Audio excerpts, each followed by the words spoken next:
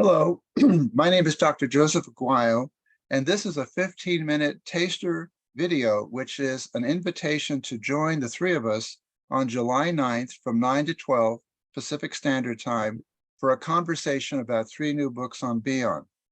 We'll first have Nicola Abel-Hirsch talk about Bion, an introduction. Then Robert Hinshelwood will talk about Bion as clinician, steering between theory and practice, and I'll conclude our little meeting with introducing the clinical work of W.R. Bion. Nicola? Thank you. Hello.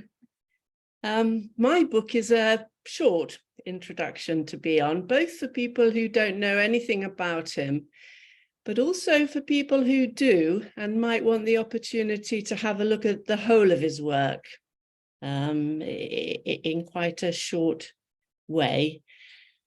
Doing that myself, one of the things that struck me is that Bion is what Nietzsche calls a name giver. And I've written 6 opening thoughts for the book. And the first of these, I've called the name givers. I'll read you a quote from Nietzsche. This is Nietzsche. "What is originality? It is seeing something that still has no name, that cannot yet be named, even if it is right in front of everyone's eyes. The way people usually are is that something becomes visible to them only once it is named. People with originality are mostly also the name givers."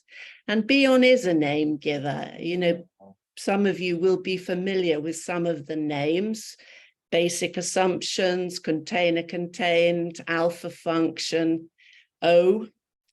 It was container contained that I discovered Bion through as a young philosophy student, coming across his learning from experience and being really very struck by his view that the mind develops through the mind of the other, the infants through the mothers, the patients with the assistance of the mind of the analyst, fundamental understanding of human functioning.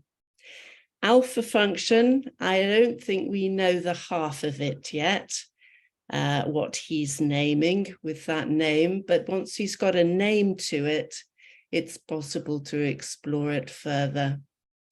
O, I think there probably isn't a more thought-provoking and controversial term in analysis. One of the things I hope the book does is give people the chance to see him coming to that name in the context of the whole of his work, what he's naming that's right in front of our eyes. The book ends with 6 closing thoughts. I'm going to read the last one. "I began the 6 opening thoughts with Bion as a name giver, container contained, O, and more. The name given can then act as a gateway for the reader into the material Bion derived the name from in the first place." So he's marking something with the name that can be further explored.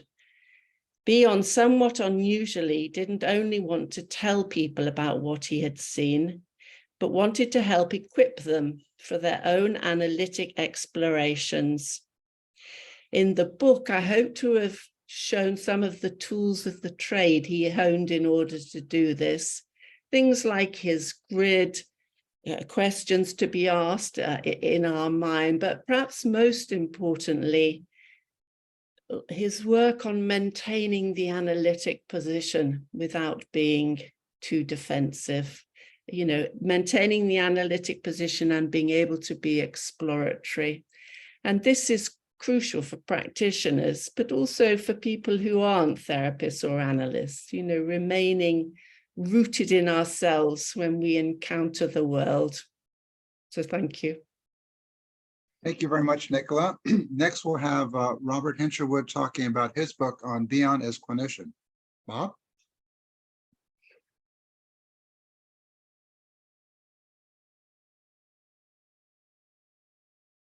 Bob, you're muted. Yeah. Well, I wanted in this taster to give just 1 point, really, for the audience. to taste. Yes, Nicola's talked about Bion as a name giver, and this is one of the really difficult things about Bion, is that he's always naming things, often things that people have named before, but he gives them a different name.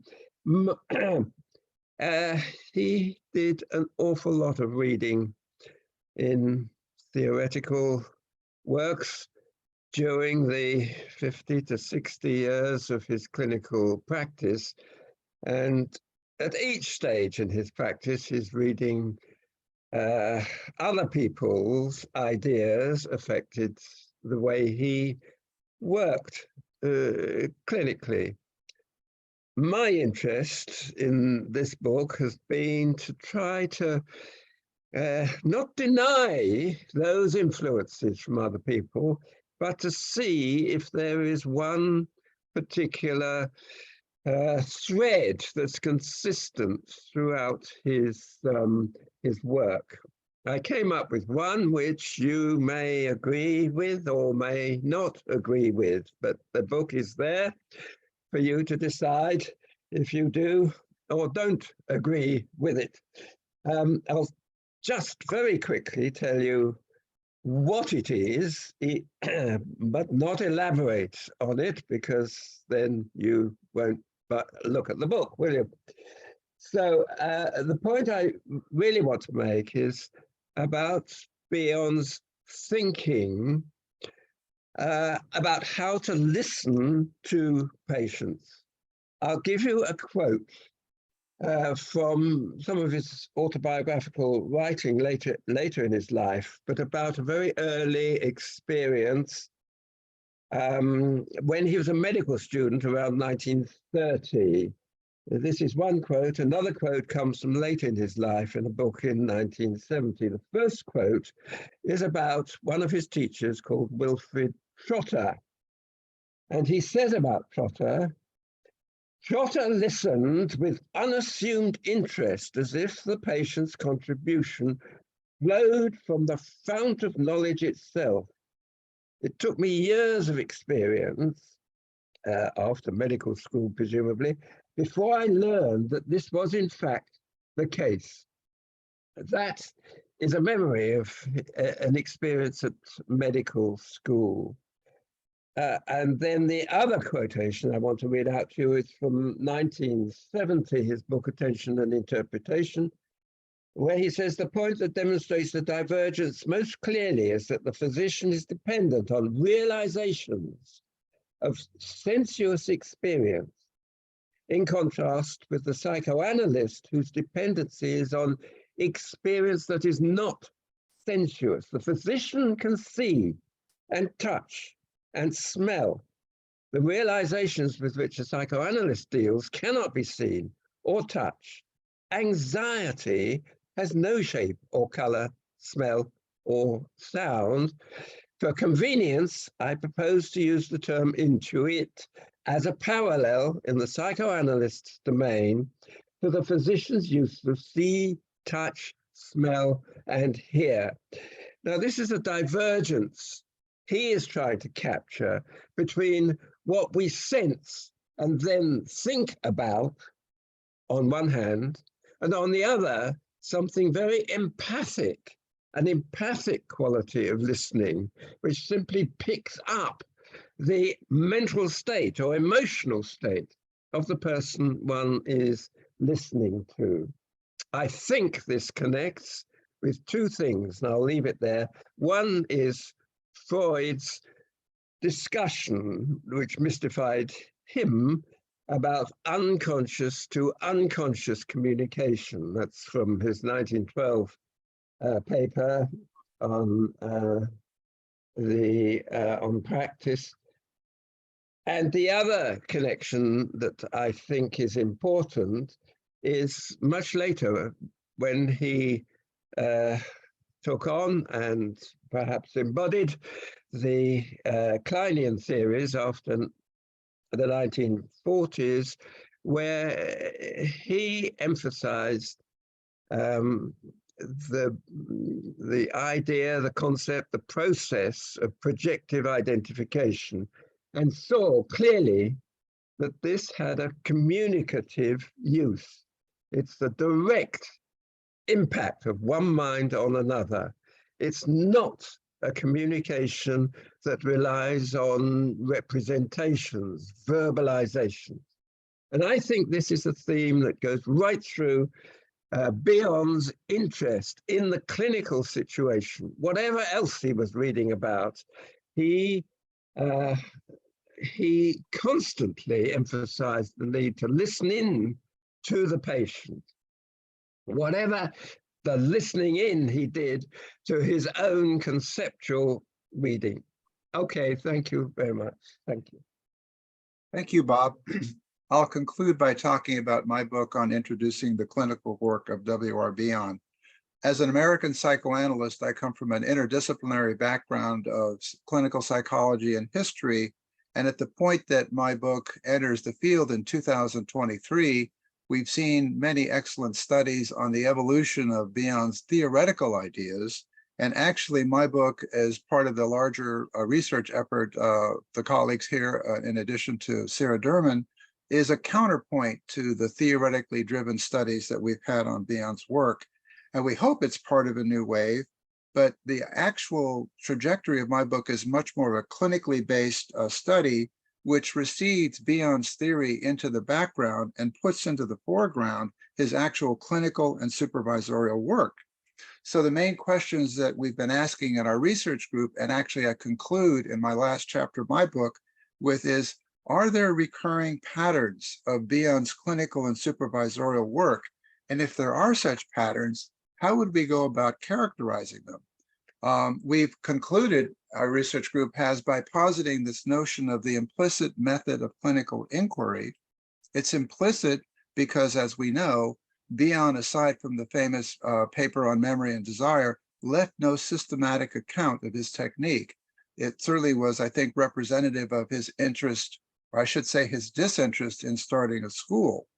But so far, what we've managed to do is come up with 5 organizing questions, and with that, I will conclude our short video.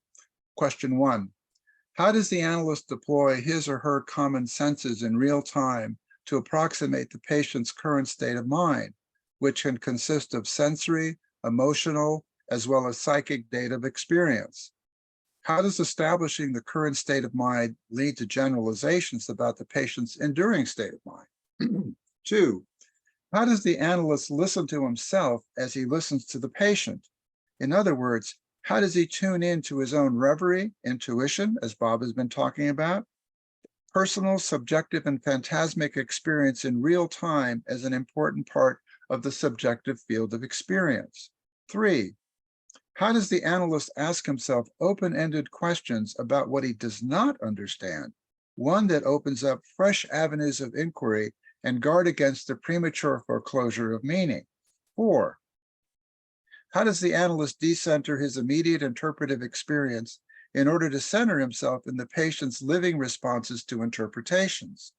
5, how does the analyst differentiate when he's merely the object of projections, or when more violent forms of projective identification intrude or obstruct or potentially interfere with his capacity to make meaning?